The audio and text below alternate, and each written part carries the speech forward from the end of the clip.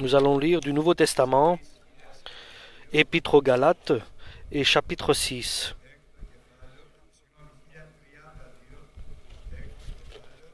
Épître de Paul aux Galates, chapitre 6. Frères, si un homme vient à être surpris en quelque faute, vous qui êtes spirituels, redressez-le avec un esprit de douceur. Prends garde à toi-même, de peur que tu sois toi aussi tenté. Portez les fardeaux les uns les autres, et vous accomplirez ainsi la loi de Christ. Si quelqu'un pense être quelque chose, quoiqu'il ne soit rien, il s'abuse lui-même. Que chacun examine ses propres œuvres, et alors il aura sujet de se glorifier pour lui seul, et non par rapport à autrui. Car chacun portera son propre fardeau. Que celui à qui l'on enseigne la parole fasse part de tous ses biens à celui qui l'enseigne. Ne vous y trompez pas, on ne se moque pas de Dieu. Ce qu'un homme aura semé, il le moissonnera aussi. Celui qui sème pour sa chair moissonnera de la chair de la corruption. Mais celui qui sème pour l'esprit moissonnera de l'esprit de vie éternelle. Ne nous lassons pas de faire le bien, car nous moissonnerons au temps convenable, si nous ne nous relâchons pas. Ainsi donc, pendant que nous en avons l'occasion, pratiquons le bien envers tous, et surtout envers les frères en la foi. Voyez avec quelle grande lettre je vous ai écrit de ma propre main. Tous ceux qui veulent se rendre agréables selon la chair vous contraignent à vous faire circoncire, uniquement afin de n'être pas persécutés pour la croix de Christ. Car les circoncis, eux-mêmes, n'observent pas la loi, mais ils veulent que vous soyez circoncis pour se glorifier dans votre chair. Pour ce qui me concerne, loin de moi la pensée de me glorifier d'autre chose que de la croix de notre Seigneur Jésus-Christ, par qui le monde est crucifié pour moi, comme je suis pour le monde. Car en Jésus-Christ, ce n'est rien que d'être circoncis ou incirconcis. Amen. L'Église des Galates a un problème, parce qu'il y a des personnes qui marchent et qui avancent selon les convoitises de ce monde et le mode de vie de l'époque.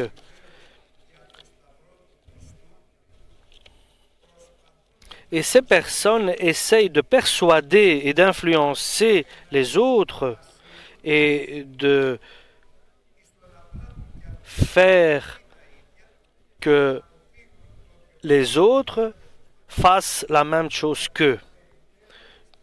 Donc, ils influencent et ils essayent de leur dire de faire une circoncision dans la chair. Et ces personnes-là ne travaillent pas le Seigneur.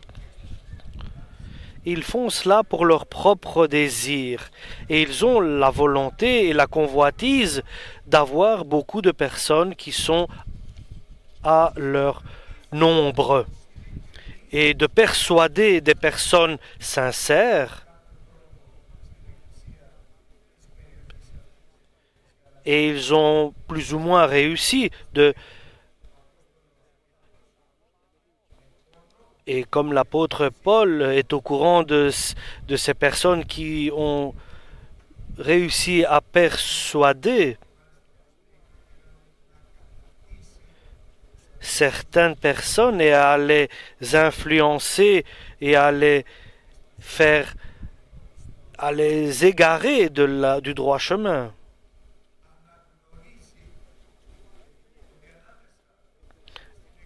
Et l'apôtre Paul, il reconnaît qu'il y a un peuple qui n'est pas homogène. Il y a un peuple qui sont circoncis, et ces membres-là qui sont circoncis ont essayé d'influencer et de persuader les autres membres de l'Église à se faire circoncire. Mais l'Église a décidé dans sa synode d'être éloignée du sang, de la fornication, et ils doivent éviter certaines choses. Et un animal qui est tué sans être vidé de son sang. C'était des péchés qu'il fallait ne pas faire donc. Mais ceux qui étaient aussi de ceux qui avaient la circoncision voulaient que les autres qui venaient et qui devenaient chrétiens soient circoncis. Et l'apôtre Paul dit, si j'aurais voulu être bon avec le monde, je ne plairais pas à Dieu. Donc les choses de Dieu, les affaires de Dieu, parfois te rend contraire avec d'autres personnes.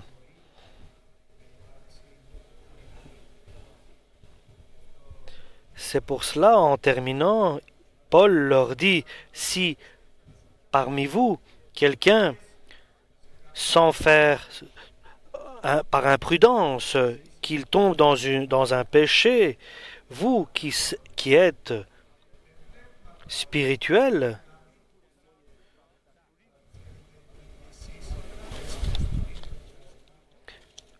fassiez attention et redressez celui qui par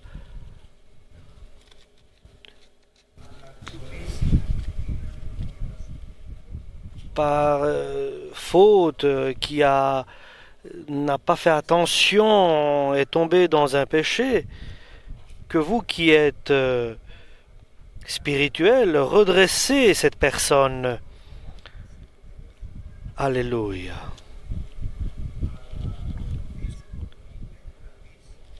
Il est difficile de dire que j'ai pris une décision de vivre et de marcher selon la volonté de Dieu, avec l'évangile de Jésus-Christ et dans la volonté de Dieu. C'est une décision, cela. C'est une décision. Que veut dire vivre? Comment je sème? Qu'est-ce que je fais? Mes actes. Et c'est ainsi que l'Écriture nous le décrit. Peut-être l'homme sème dans la chair, mais l'homme peut semer dans la volonté de Dieu et de l'Esprit Saint. Que veut dire semer? J'ai par exemple un champ, une terre, j'ai un champ, j'ai ce champ-là qui est appelé la chair, et j'ai aussi un terrain qui est appelé esprit. Et j'ai une semence, j'ai une graine, j'ai mon travail, j'ai mon œuvre. Où je vais mettre cette semence, cette graine? Où je vais la mettre? Dans un champ qui n'a pas été travaillé, un champ où il y a des mauvaises herbes. C'est là que je vais mettre cette semence et cette graine.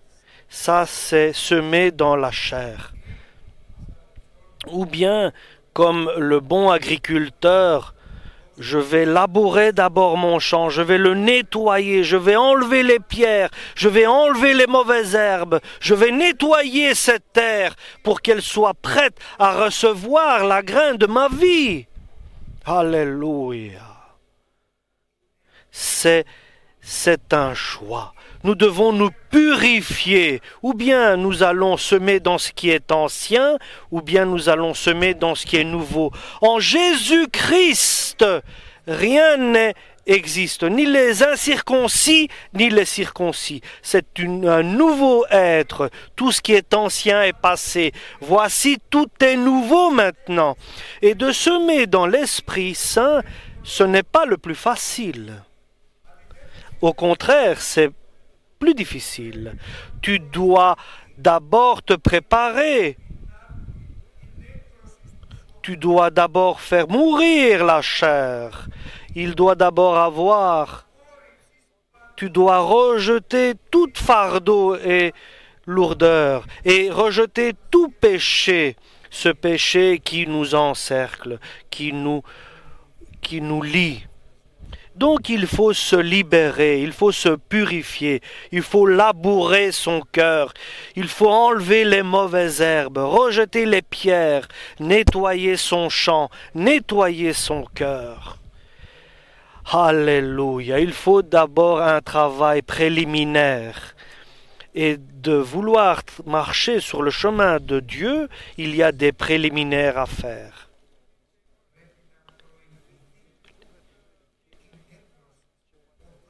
Mais il faut d'abord la mort avec Jésus-Christ.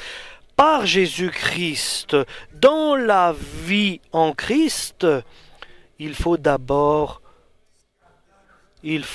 ouvrir, couper les mauvaises herbes, les plantations qui ont poussé. Et si nous ne faisons pas cela, il n'y aura pas de fertilité, il n'y aura pas de pousse. Même si tu sèmes de la bonne graine dans un champ que tu n'as pas préparé, que tu n'as pas labouré, que tu n'as pas nettoyé, le résultat ne sera pas bon. C'est pour cela, l'apôtre Paul nous dit, oui, tu vas peut-être tomber dans la tentation. Quelqu'un pourra peut-être tomber dans une épreuve, dans la tentation, mais les autres doivent, avec un esprit de douceur, aider, soutenir ceux qui sont tombés. Donc, ceux qui ont un service dans l'Église, qui sont diacres, ils ont aussi une responsabilité d'initier l'Église et les membres de l'Église. Et surtout, le plus petit frère de l'Église qui passe des moments difficiles de convoitise de ceux qui l'entourent.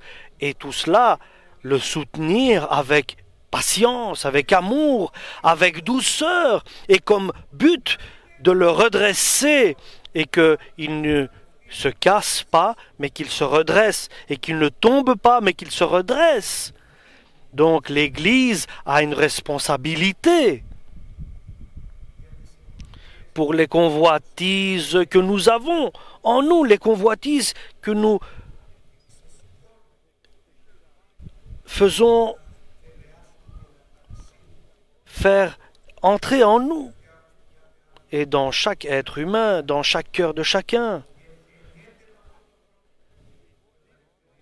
Et lorsque nous accomplissons la convoitise, alors cette convoitise qui est mise, que nous faisons, que nous accomplissons, entraîne la mort, apporte la mort. Et donc, nous devons s'aider les uns les autres. C'est la loi de Dieu. Et c'est de marcher dans les commandements de Dieu. Donc nous avons une responsabilité, chacun parmi nous, de soulever, de lever le poids d'un autre qui a des moments difficiles qu'il traverse. Et lorsque nous traversons des moments difficiles, de laisser les autres aussi nous aider, venir nous soutenir. Je vois, par exemple, de venir te corriger, t'aider. Mais toi, lorsque tu vois que moi je viens t'aider, tu me laisses venir t'aider. Tu me laisses venir te soutenir. Oui, c'est facile, quelqu'un de le corriger et de l'aider, c'est bien, c'est une bonne. Mais accepter l'aide de quelqu'un d'autre, c'est plus difficile parce que il a une prétention, il a peut-être un préjugé. Et parfois, l'homme et le chrétien n'acceptent pas l'initiation ou la correction ou de recevoir d'un autre membre de l'Église un conseil. Et l'Église nous dit, la parole nous dit que nous devons nous soumettre l'un à l'autre pour recevoir la paix de Dieu qui nous est donnée. Donc, ce n'est pas de te corriger, ce n'est pas, mais d'être dans l'humilité et d'accepter la correction de l'un et de l'autre. Et cela ne peut pas se faire parce que nous croyons que nous sommes quelqu'un et nous n'acceptons pas des corrections et des conseils parce que nous avons compris quelque chose ou bien parce que nous avons reçu une révélation de la part de Dieu.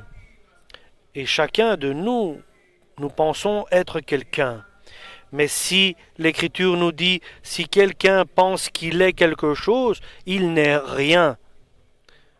Et il trompe sa personne, il dupe sa personne. Que Dieu nous donne un esprit d'humilité, un cœur humble, avec humilité, avec beaucoup d'humilité. Parce que nous faisons des erreurs et parfois nous ne l'avons pas compris. Et je vais vous dire quelque chose. Les plus grandes erreurs, je les ai faites lorsque j'étais persuadé que j'avais raison. Et le peu que j'ai appris, c'est d'apprendre, d'écouter les autres avec attention. Parce que ce que le frère va te dire, ce que la parole va te dire, l'évangile de Jésus-Christ, la force du Saint-Esprit, si tu n'endurcis pas ton cœur et tu laisses ces conseils entrer et tu prends une position d'humilité, tu pourras écouter la voix de Dieu et Dieu pourra te parler par un frère, par un conseil de quelqu'un. Et pour réussir à cela, pour parvenir à cela, que chacun regarde son propre œuvre. Parce que l'arbre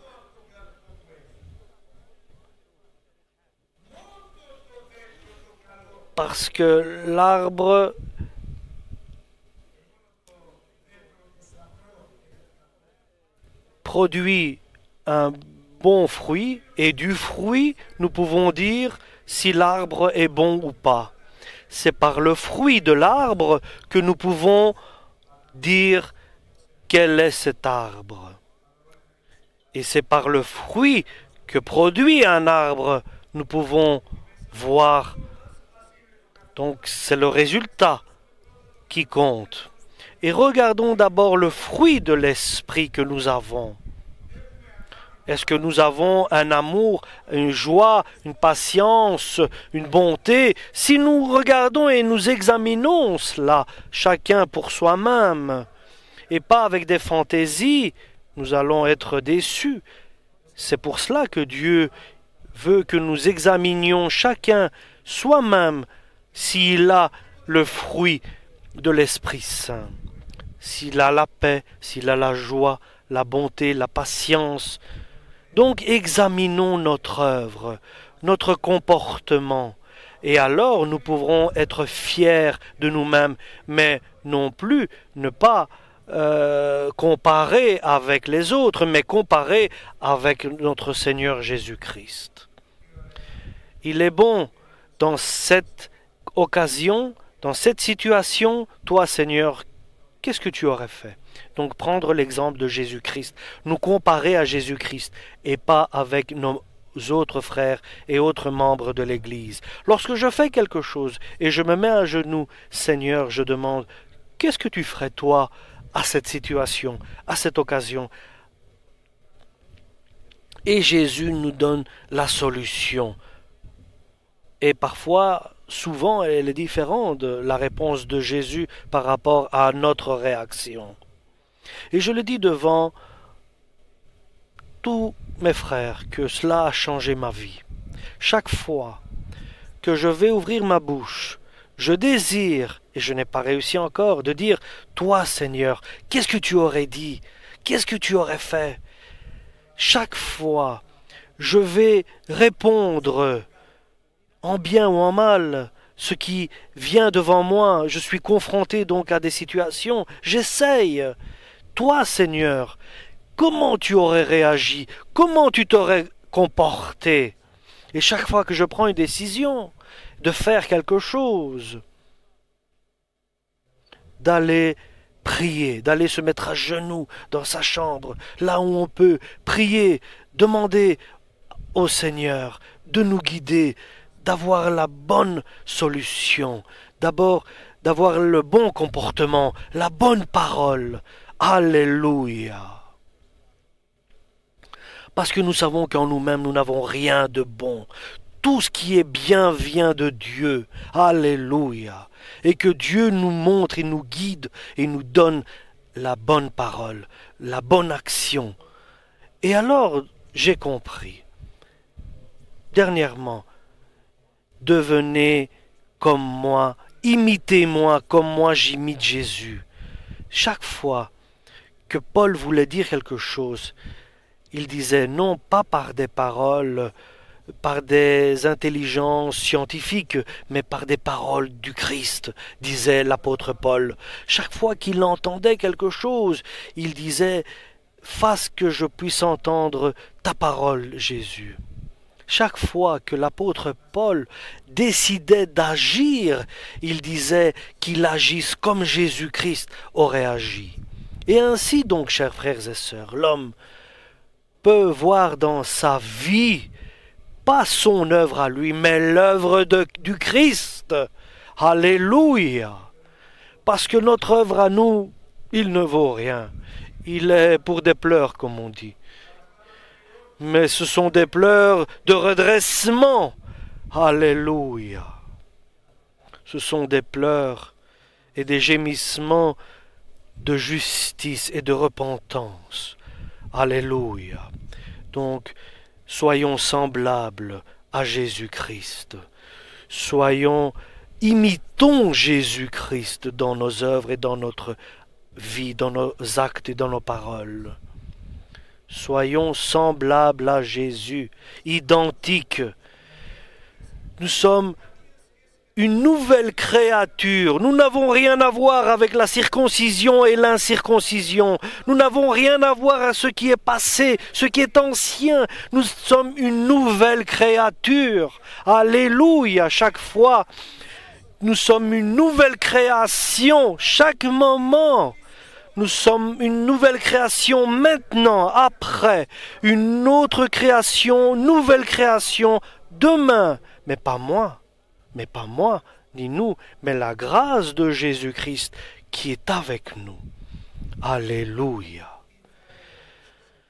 Qu'aurais-tu dit, Seigneur, maintenant, quand je vais ouvrir ma bouche pour parler? Qu'est-ce que tu aurais fait, toi, Seigneur, maintenant que je vais décider d'agir? Qu'est-ce que tu aurais fait, Seigneur, si maintenant tu aurais dû répondre aux actes et aux paroles des autres? Une nouvelle création, une nouvelle créature. Imitons Jésus-Christ. Soyons semblables à lui. Faisons comme lui. C'est pour cela qu'il nous dit de le suivre et de marcher sur ses pas. Et celui qui sème différemment, et qui dit, je sais, moi, semer, je sais semer un champ.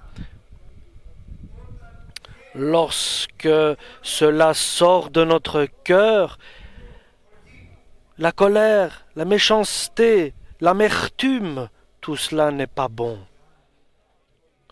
Et tout ce qui pourrait souiller notre cœur, nous devons le rejeter. Et l'homme qui parle comme ça ne plaît pas à Dieu. Et parce que nous sommes identiques aux souffrances qu'a traversées Jésus, nous devons comprendre et suivre l'exemple de Jésus. Nous ne devons pas imaginer des choses personnelles et demander vraiment la volonté de Dieu qui est la perfection. Pas en théorie, bien sûr, mais dans la pratique quotidienne. Demandons à Dieu d'être semblable à Jésus-Christ. Qu'est-ce qui est bien d'accomplir et de dire et de faire? Alléluia! Ou bien nous évangélisons, ou bien nous nous disputons, ou bien nous sommes d'accord avec quelque chose, ou bien nous offrons, ou bien nous exigeons, ou bien nous avons la joie, ou bien la peine, ou bien Dieu nous a bénis. Alléluia. Quelle est ta volonté, Dieu éternel? Qu'aurais-tu fait à notre place? Comment tu aurais dit, toi, Jésus? Comment tu aurais donné la réponse? Comment tu aurais réagi? Comment tu aurais parlé? Alléluia. Comment tu aurais accepté ces paroles contre toi, ces menaces? Comment tu aurais livré ta personne à celui qui juge avec droiture? Comment aurais-tu réagi? Alléluia. Lui, il prend celui qui ne regarde pas à son voisin, mais qui regarde vers Jésus. Alléluia. Donc l'apôtre Paul nous dit, regardez qui je suis. J'ai écrit cette lettre pour vous avec ma propre main, parce que ceux qui veulent plaire selon la chair, eux vont vous obliger à vous circoncire pour ne pas être chassés pour la grâce de Dieu. Mais pour moi, je veux être fier que d'une chose, ce que la crucifixion sur la croix. C'est pour cela que je veux être fier, parce que le monde est mort sur la croix pour moi, et moi je suis mort sur la croix pour le monde. Mais maintenant je suis une nouvelle création. Hier, c'était une ancienne création. Aujourd'hui, je suis une nouvelle création. Et demain, je serai une nouvelle création. Et nous allons nous métamorphoser jour après jour avec l'image de Jésus-Christ par l'Esprit Saint, en marchant seulement ainsi, de cette manière, de foi en foi et de gloire en gloire. Alléluia. Et tous ceux qui marchent selon cette manière, ceux qui marchent à partir de maintenant de cette manière-là,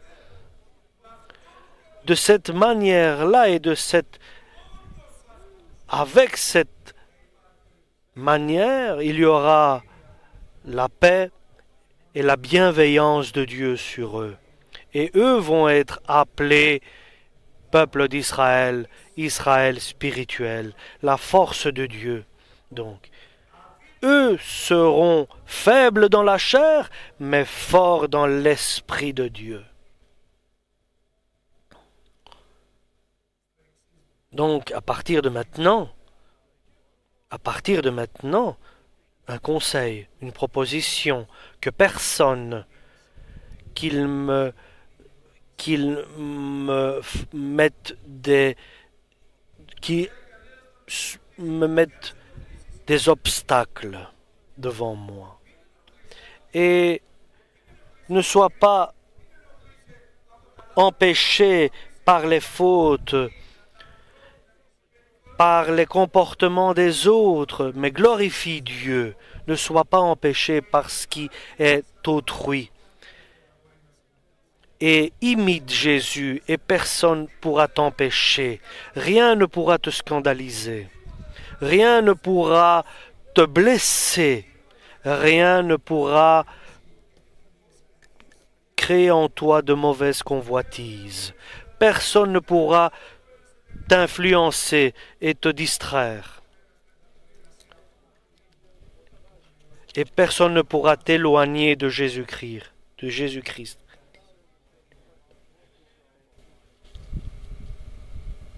Alléluia.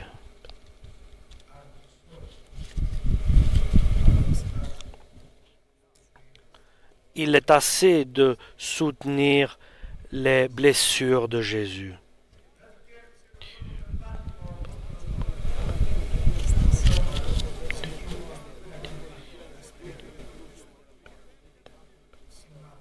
Alléluia.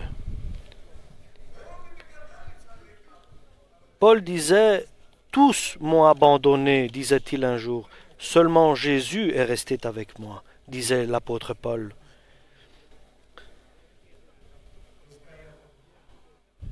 Et le chrétien ne cherche pas à recevoir des applaudissements et à être connu.